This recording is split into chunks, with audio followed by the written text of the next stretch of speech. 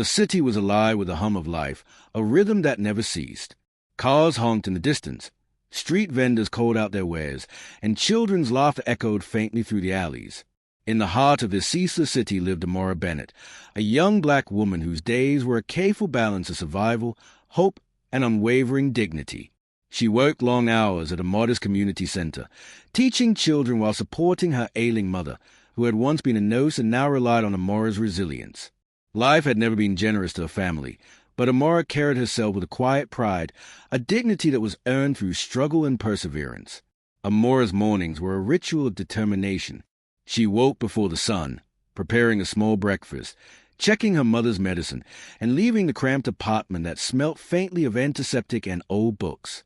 Each step through the bustling streets reminded her of a place in the world, not the world of wealth or opportunity, but a world where survival required strength, patience, and a refusal to be overlooked. In the eyes of many, she was invisible, another young black woman navigating the margins of society. Yet within her burnt an unwavering conviction that her life, her actions, and her spirit mattered, even when the world refused to notice. One humid summer afternoon, Amora's life took a turn that she could not have predicted.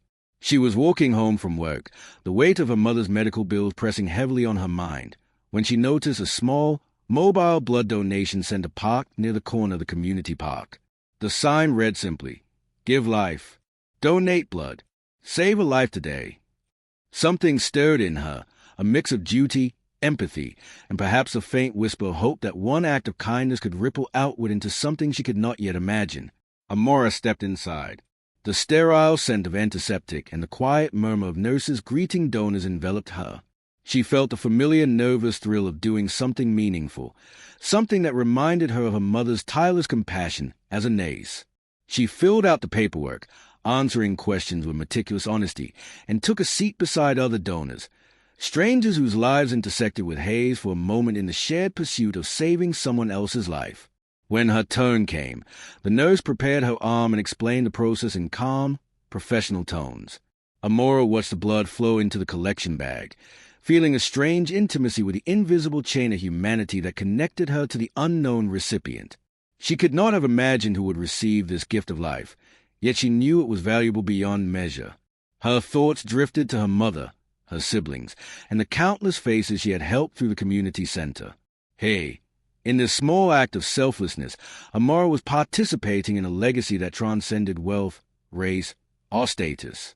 Meanwhile, in a penthouse several miles away, a man named Elijah Sinclair lay unconscious in a private hospital suite. Elijah was a billionaire, a figure whose name alone commanded reverence, whose wealth had shaped industries and influenced policy. Yet beneath the public image of power and success, he was vulnerable, mortal, and entirely dependent on the kindness of strangers. His heart had faltered unexpectedly during a routine visit to the city, and the medical team had worked tirelessly to stabilize him. The need for a rare blood type had sent a ripple through the network of donors, ultimately reaching the small mobile center where Amora had chosen to give.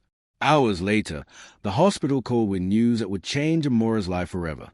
Her blood, matched perfectly with Elijah's, had saved him from certain death. At first, she did not comprehend the significance. Her action had been an act of ordinary humanity, not a calculated move toward fortune or fame. But as the story unfolded, it became clear that this single act of generosity would ripple outward into consequences neither she nor anyone around her could have foreseen. Amora received a formal letter from Elijah's legal team, a document so dense with legal language that it nearly overwhelmed her. It explained that in addition to the medical gratitude, Elijah had made arrangements that would profoundly impact her future. He had no close relatives, and through a series of thoughtful, deliberate decisions, he had chosen to include her as a primary beneficiary in his will. She had inherited a fortune. Billions of dollars that had once seemed impossibly distant were now within her grasp. The news was staggering. Amora sat at her kitchen table, the letter trembling in her hands, her mother watching silently from the doorway. Tears flowed freely, a mix of disbelief, fear, and joy. This was a moment that challenged everything she had believed about fate, fairness, and the fragile boundaries between wealth and ordinary life. And yet, in the midst of her shock, Amora's core values, the same values that had guided her through hardship, remained intact. She resolved to approach this sudden windfall with thoughtfulness humility, and a commitment to justice and dignity. As the days turned into weeks, Amora navigated a world that suddenly regarded her differently. Friends and acquaintances expressed genuine happiness, while others looked upon her with suspicion or envy. Media outlets clamored to cover her story. Young black woman saves billionaire, becomes billionaire herself. Headlines attempted to reduce her humanity to a sensational narrative, but Amora refused to allow her identity to be co-opted. She remained grounded, determined that her life, and this unprecedented opportunity, would serve a higher purpose than mere spectacle. In those early days of adjustment, Amora reflected on the countless struggles she had endured, the systemic barriers, the racial prejudice, and the persistent question of whether her dignity and hard work would ever be recognized. And now, in an ironic twist of fate, she held in her hands the power to transform not only her own life but the lives of those around her. She began to envision ways to honor her mother's sacrifices, support the community that had nurtured her, and address inequities that had shaped her experiences. Yet even as she embraced a newfound reality, Amora understood the complexities that accompanied wealth. She encountered legal advisors, financial planners, and publicists, all strangers offering guidance that was often steeped in their own assumptions about her background and intentions. Some treated her with condescension, presuming ignorance. Others sought to influence her decisions for their own benefit. Through it all, Amora drew upon the inner strength cultivated over years of adversity, refusing to surrender her voice or autonomy. She was determined to navigate this uncharted terrain on her own terms, guided by the same principles of courage, integrity, and empathy that had defined her life long before the inheritance. Amora's story began to resonate far beyond her immediate circle. Community members celebrated her not only for the fortune she had received, but also for the reminder that acts of selflessness could lead to extraordinary change. She became a symbol of hope for many young black women who, like her, carried the weight of systemic inequality while striving to assert their worth. Yet Amora knew that her journey was far from over. The inheritance was not a resolution, but a new beginning, a chance to confront societal inequities, challenge stereotypes, and wield influence with responsibility and grace. In the quiet moments, Amora often returned to that summer afternoon at the Mobile Blood Donation Center. She remembered the simple, profound humanity of the act, how a single decision to give, without expectation or calculation, had altered the course of her life. It was a reminder that dignity and courage were not defined by wealth or status, but by the choices one made in the face of uncertainty. And as she considered the path ahead, Amora understood that true power lay not in billions of dollars, but in the ability to act with justice, compassion, and unwavering integrity. The first part of her journey was a testament to the intersections of chance, courage, and the unyielding human spirit. It illustrated how a single act, grounded in empathy and moral conviction, could resonate far beyond its immediate moment, reshaping destiny itself. Amora Bennett, a young black woman who had once been invisible in the eyes of society, now stood at the threshold of transformation, not because she had sought wealth, but because she had chosen humanity. And in that choice, she discovered the extraordinary truth that courage and dignity, when wielded faithfully, could not only save a life, they could inherit a legacy. The days that followed the news of her inheritance were a whirlwind of adjustment, reflection, and quiet determination. Amora Bennett, once defined by struggle and the relentless grind of daily survival, now moved through a world unrecognizable from the one she had known. Luxury that once seemed unattainable surrounded her. High ceilings, polished marble floors, artworks that whispered wealth and history, and rooms so vast that her footsteps echoed like distant drums. Yet, despite this sudden transformation, Amora's heart remained anchored in the lessons of her upbringing, humility, courage, and the unshakable belief that her dignity was not negotiable. Even as her fortune elevated her status, Amora encountered subtle, and sometimes overt, reminders of the society that had long sought to diminish her. Advisors and consultants, polished and professional, often spoke to her as if her intelligence and judgment were secondary to her newfound wealth.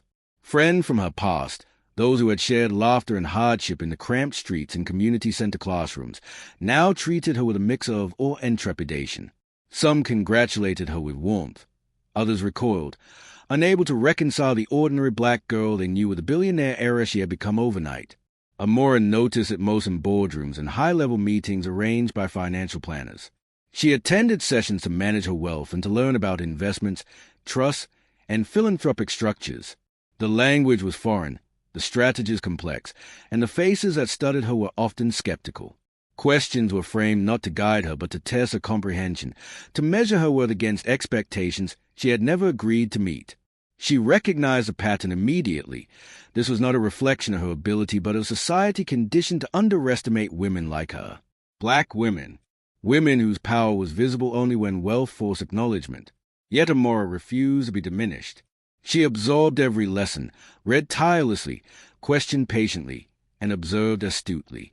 She demanded clarity, insisted on transparency, and, in moments of frustration, reminded herself that she had inherited more than money.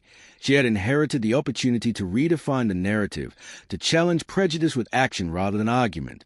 She understood that her power lay not only in the resources she now controlled, but in her unwavering refusal to allow fear, bias, or doubt to dictate a path. The first real test of her resolve arrived sooner than expected. The media had caught wind of her story, and headlines blared across newspapers, websites, and social media. From blood donor to billionaire, the unlikely story of Amora Bennett. While some coverage celebrated her humanity and courage, much of it veered into invasive scrutiny. Journalists speculated about her motives, questioned the legitimacy of her inheritance, and, at times, seemed almost eager to suggest that a young black woman could not possibly wield such wealth responsibly. Amora felt the sting of these narratives, not for herself, but for what they represented. The skepticism, the subtle insinuations, the disbelief, they were echoes of the systemic discrimination she had faced all her life. She recalled every time she had been overlooked for promotion, ignored in classrooms, or dismissed in her early jobs because of her race and gender. And yet, she refused to be reactive. She would not allow the opinions of others to define her purpose. Instead, she resolved to act in ways that transcended narrative, to use her resources to uplift, to educate, and to empower those who, like her, had been constrained by societal limits. Her first initiative emerged organically. Amora established a foundation in her mother's name, dedicated to healthcare access and education for underserved communities. She remembered the nights her mother had worried over bills, the children she had tutored in the community center, and the countless neighbors who had quietly struggled. Through grants, scholarships, and community programs, Amora's foundation became more than a philanthropic venture. It was a tangible manifestation of her values, a bridge between the privilege she had inherited and the justice she sought to advance. The process was not without obstacles. Financial institutions, eager to manage her wealth, often attempted to influence her decisions, promoting investments that maximized profit while ignoring her social goals. Advisors subtly suggested that her community-focused initiatives were risky or inefficient. Some board members questioned whether a woman of color could navigate complex philanthropic strategies effectively. Amora met each challenge with meticulous preparation, demanding data, clarifying objectives, and asserting her vision with a calm authority that gradually silenced doubts. Meanwhile, personal relationships became complicated. Friends from her neighborhood struggled to reconcile her new life with the shared history they cherished. Invitations were strained. Casual conversations were punctuated with envy or disbelief, and Amora frequently found herself mediating tension she had never anticipated. Yet, even amidst these challenges, she remained grounded. She recognized that wealth had altered perceptions, but it had not altered her essence. She continued to visit her old neighborhood, to mentor children at the community center, and to stand as a visible example that courage and integrity could command respect even in worlds that initially refused it. The lessons she had learned from her blood donation, the power of humility, the unexpected consequences of small acts of kindness, continued to guide her decisions. She approached her fortune not as an entitlement but as a responsibility, one that demanded thoughtfulness, empathy, and strategic vision. She invested in local businesses owned by women and people of color, supported initiatives to combat systemic discrimination, and funded medical programs that provided essential care for those who could not afford it. In every decision, she sought to honor the legacy of generosity and humanity that had led her to this moment. Yet even as she built a life of impact, Amora faced scrutiny on a larger scale. The media and public were fascinated not only by her wealth but also by her identity. As a young black woman, her narrative was co-opted, sensationalized, and reduced to cliches: the rags-to-riches story, the miracle beneficiary, and the unlikely heiress. Headlines often stripped her of her agency, focusing on luck or chance rather than the courage, intelligence, and steadfastness that had shaped her life. Amora felt the weight of representation. Every action she took would now be interpreted as symbolic, as proof that black women could or could not succeed in spaces historically dominated by privilege and power. In response, she cultivated a voice that was both measured and unyielding. She gave interviews that centered her values rather than her wealth, spoke at conferences about empowerment and systemic inequity, and ensured that her philanthropy maintained its integrity, untainted by performative gestures. She understood that her life had become a mirror for societal bias, yet she refused to allow judgment or misconception to dictate her choices. In this space, she discovered profound truth. Power was not merely inherited, it was exercised through discernment, courage, and an unwavering commitment to justice. Amora's journey was also deeply personal. She reflected on her identity, the intersections of race, gender, and class, and the ways in which society had sought to define her worth. She confronted her own fears and insecurities, acknowledging that wealth could never erase the lived experiences of discrimination she had endured. Instead, she embraced those experiences as a source of strength, guiding her in decisions that balanced pragmatism with morality and strategy with empathy. She realized that her inheritance was not only a reward for selfless action, but also an opportunity to reshape the narrative for herself and for others who had been denied access, recognition, and dignity. One evening, as Amora sat in her study, reviewing plans for a new community healthcare initiative, she reflected on the extraordinary chain of events that had brought her here. From a simple act of donating blood to a stranger, to inheriting a fortune she had never imagined, to navigating the complex realities of wealth, prejudice, and public scrutiny, her life had become a testament to the unpredictable power of courage and integrity. And through it all, she had remained true to herself, unwavering in her commitment to dignity, justice, and purpose. The challenges were far from over. Amora knew that societal structures would continue to test her resilience, that bias would manifest in subtle and overt ways, and that the responsibility of her inheritance would demand more than financial acumen. It would require moral clarity, strategic thinking, and unwavering courage. Yet she embraced the journey, confident that the principles that had guided her through hardship, empathy, perseverance, and integrity would continue to illuminate her path. As Part 2 closes, Amora Bennett stands as more than an heiress. She is a symbol of transformation grounded in humanity, a young black woman who navigates privilege with wisdom, who confronts prejudice with strategy, and who wields her inheritance not as a shield but as a tool for justice. Her story challenges assumptions, disrupts stereotypes, and exemplifies the extraordinary impact that courage and dignity can achieve when paired with opportunity and vision. The years that followed Amora Bennett's inheritance were a testament to the power of vision tempered by conscience. She had grown from the young woman who had walked into a mobile blood donation center with quiet resolve into a figure whose presence could not be ignored, a philanthropist, a leader, and a voice for justice in society that had long sought to minimize women like her.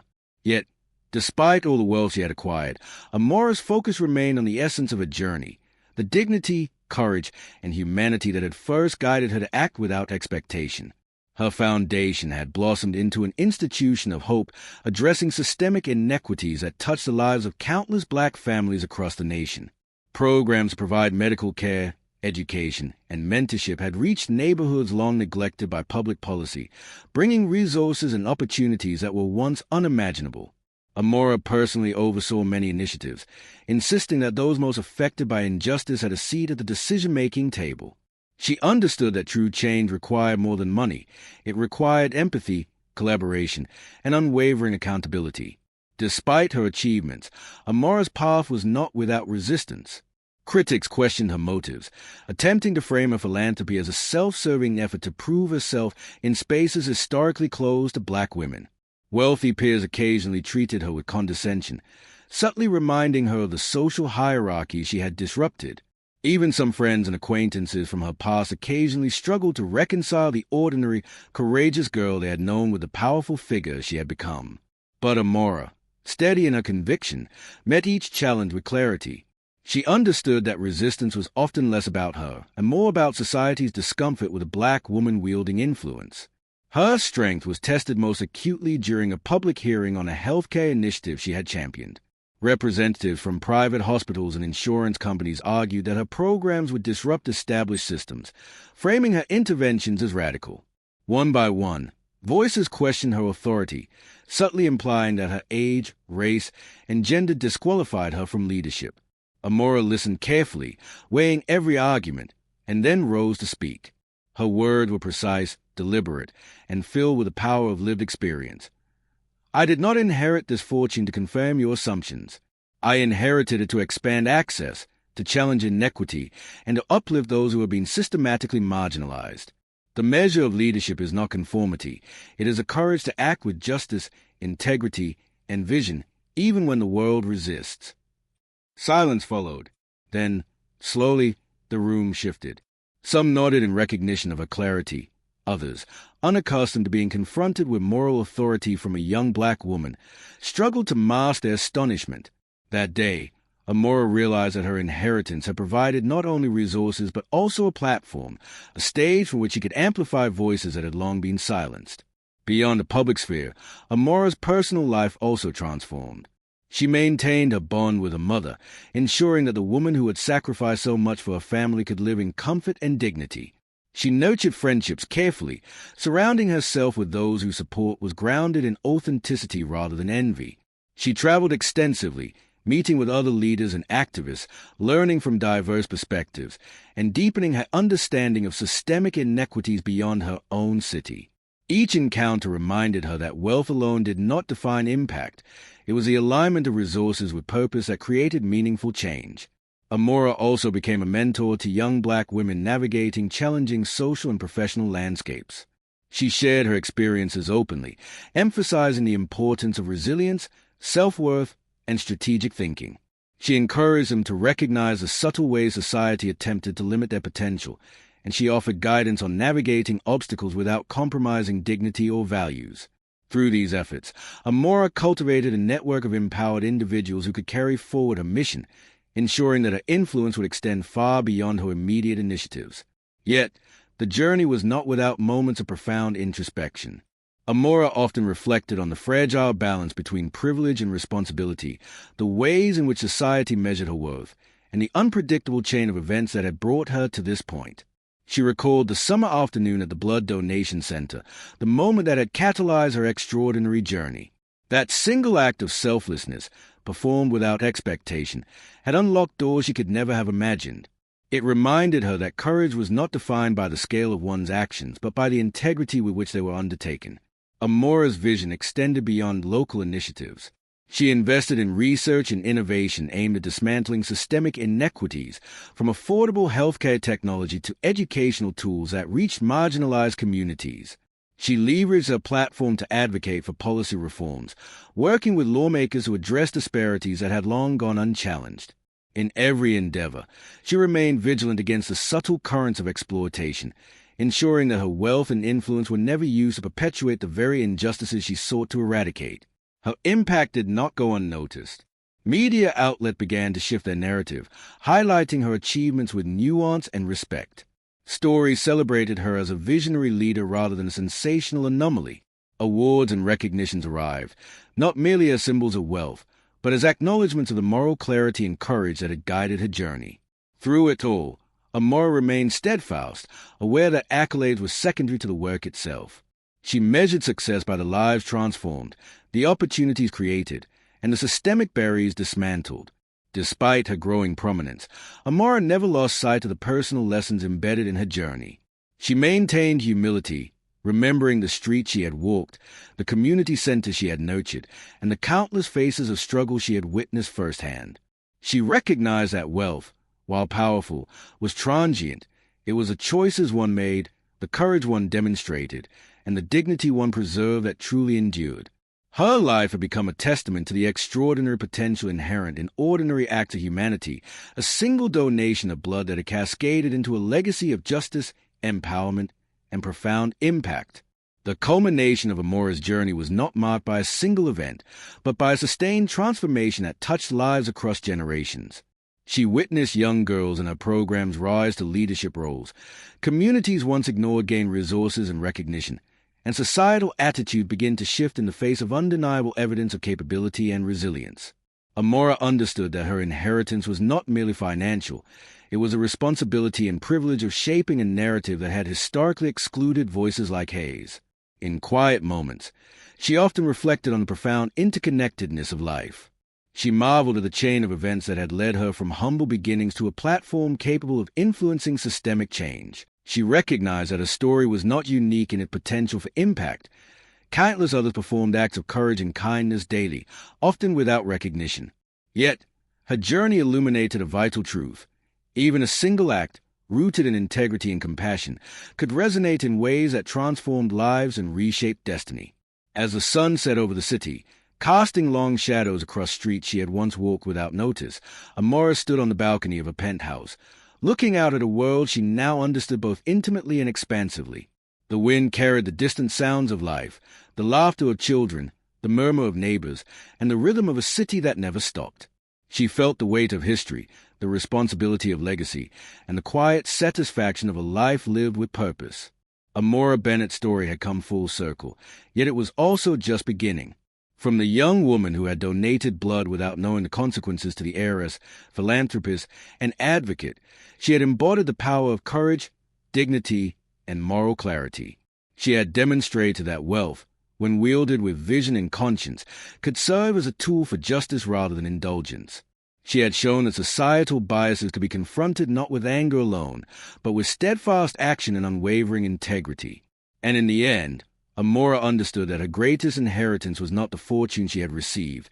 It was the opportunity to transform lives, to uplift communities, and to demonstrate that a single act of humanity could ripple outward into a legacy far greater than any wealth. Her journey was proof that courage, dignity, and justice were forces that could not be measured in dollars, but in the enduring impact of lives touched, barriers broken, and hope restored. As the night embraced the city, Amora quietly whispered a vow to continue the work that had defined her life, to honor the sacrifices of those who had come before, and to ensure that the future she shaped would reflect the principles that had guided her every step: compassion, courage, and unwavering dignity. And in that vow, her story found its true resonance, not in wealth, not in fame, but in the profound, lasting transformation that arises when ordinary humanity meets extraordinary opportunity.